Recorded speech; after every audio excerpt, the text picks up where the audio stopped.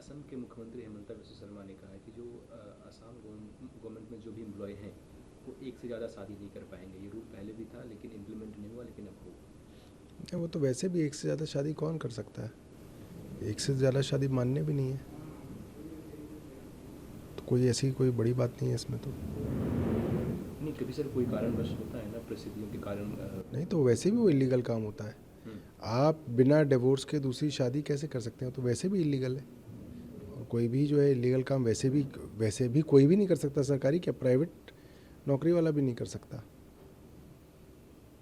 संभव नहीं है, ये गैर कानूनी है। वेस्ट बंगाल के नेता मिनिस्टर हैं बंगाल के, उनके यहाँ 24 घंटे से रेड चली, कल से रेड चल रही थी, आज उनको अरेस्ट कर लिया गया। देखिए, ये तो अब बहुत ही आम बात हो गई है कि जितने भी अपोजिशन लीडर्स हैं उनके यहाँ जो है रेड पड़ना, छापे पड़ना। अब आज क्या, मेरे घर के बाहर एक धरना होना था तो पुलिस वाले खड़े हुए थे, तो लोग कह रहे रेड पड़ गई। मेरे पास फ़ोन आया, कह रहे कि सर आपके यहाँ छापा पड़ गया। मैंने कहा क्यों? कह रहे बहुत पुलिस खड़ी है। मैंने कहा वो तो सुबह से खड़ी है, वो तो वहाँ धरना होना है इसलिए खड़ी है। तो वो तो अब अपोजिशन लीडर्स के यहाँ हर एक को यही लगता है कि किसके यहाँ कब रेड पड़ जाए, छापा पड़ जाए, किसको गिरफ्तार कर लें, क्या मुकदमा लगा दें। ये तो बड़ी आम बात हो गई है। और इससे सिर्फ और सिर्फ जो है केंद्र सरकार की हताशा लोगों के सामने आ रही है। अगर कोई सरकार जीत रही होती है तो उसको ये हथकंडे अपनाने की ज़रूरत नहीं पड़ती है।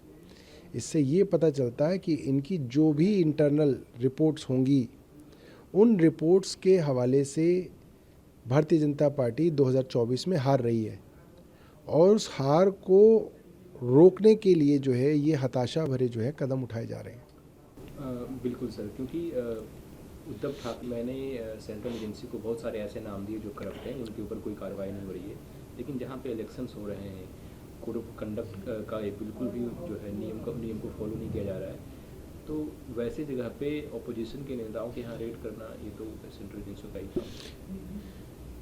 केंद्र सरकार से जुड़े हुए और भारतीय जनता पार्टी से जुड़े हुए दर्जनों नाम सामने आते हैं जिन्होंने बड़े बड़े भ्रष्टाचार के आरोप जिन पर लगते रहे हैं, और ना उनके ऊपर कोई कार्रवाई होती, ना कोई पूछताछ हो रही है, ना कोई छापा पड़ रहा है। तो ये पब्लिक को सब नज़र आ रहा है। पब्लिक को ऐसा नहीं कि पब्लिक को दिख नहीं रहा है, और पब्लिक इसका समय पे जवाब देगी। जी सर, जम्मू कश्मीर में पाकिस्तानी रेंजर्स हैं, उनके तरफ से हमारे बीएसएफ के ऊपर गोलीबारी की गई, जिसमें कि कुछ जवान से ये घायल हुए हैं। देखिए, केंद्र सरकार आतंकवाद को रोकने में पूरी तरीके से नाकाम रही है। कश्मीर को लेके केंद्र सरकार की पूरी पॉलिसी फेल हो गई। नॉर्थ ईस्ट को लेके भारत सरकार पूरी तरह से फेल हो गई। अपने पड़ोसियों के साथ संबंध बनाने की बात हो, चाहे बांग्लादेश हो, चाहे श्रीलंका हो, चाहे मालदीव्स हो, चाहे नेपाल हो, चाहे चीन हो, इसमें केंद्र सरकार पूरी तरह से विफल हुई है। ये केंद्र सरकार की विफलता के कारण है। सर, पंजाब गवर्नमेंट और हरियाणा गवर्नमेंट एक दूसरे पे आरोप प्रत्यारोप लगा रहे हैं कि दिल्ली में जो पॉल्यूशन है वो आपकी वजह से है। पंजाब सरकार कह रही है कि पहले हरियाणा आता है, तो जो स्टेबल बर्डन हरियाणा में होती है उसकी वजह से दिल्ली में पॉल्यूशन है। देखिए, ये एक साइंटिफिक डेटा के ऊपर बात कही जानी चाहिए। मौखिक जंग से तो कोई जीतेगा नहीं, कोई हारेगा नहीं।